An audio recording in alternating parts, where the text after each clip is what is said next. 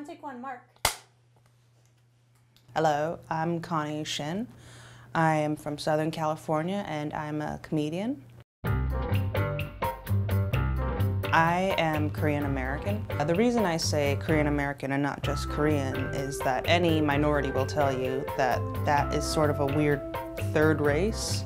I grew up in a town called Hacienda Heights, which is primarily Latino and Asian. You would think that this being surrounded by Asians, like, oh, I must have grown up very guarded from racism, but that wasn't the case. I began to realize being Asian American meant having certain behaviors and having a specific identity. And it didn't necessarily mean being fully immersed in Korean culture. What it mainly stemmed from was a rejection of white culture. Like, example, embracing hip-hop was considered cool, but listening to rock music was not cool because that's what white people listen to, and you didn't want to do anything that identified with the people that hated you. I didn't actually grow up with that many white people, so I had no one saying otherwise. A bunch of little things that I thought were arbitrary were signifiers of my race alliance. Like, it was okay to wear Nikes, but it wasn't okay to wear Skechers because Skechers were white people's shoes.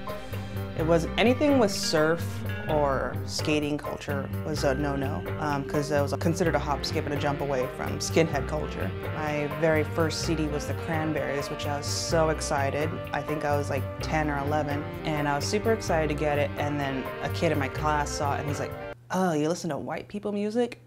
And I was heartbroken because I was like, I thought it was the coolest thing, but I was being stamped anti-Asian for doing that. I think the incident that stands out most in my mind was I was at church.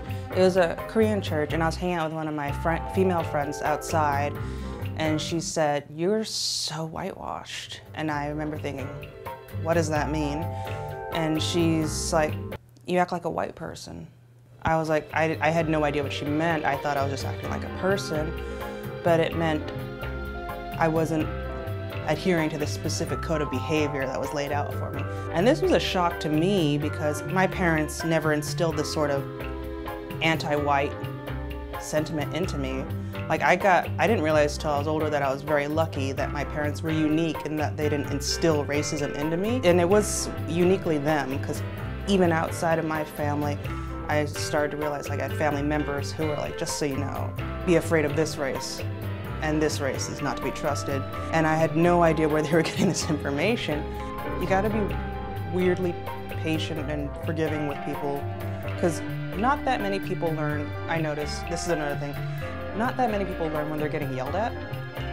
So people are much more likely to be like, if you were to approach them, let's say as a peer, and be like, I don't know if you knew this, but that's actually considered a slur. People might be much more open to it. After that incident at church, I felt like, I truly felt like a foreigner. Like, I felt like I didn't belong to Korea and I didn't belong to America.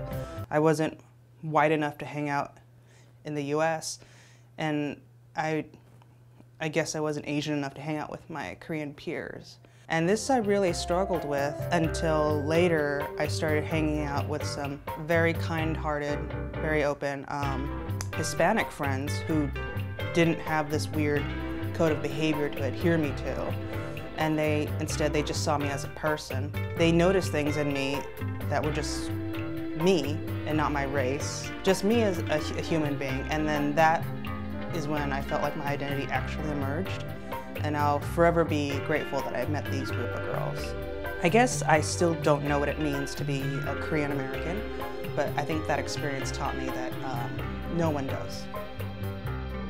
Thanks for watching Race in America. Go ahead and like this video, leave a comment, tap here to subscribe, and tap here to keep watching.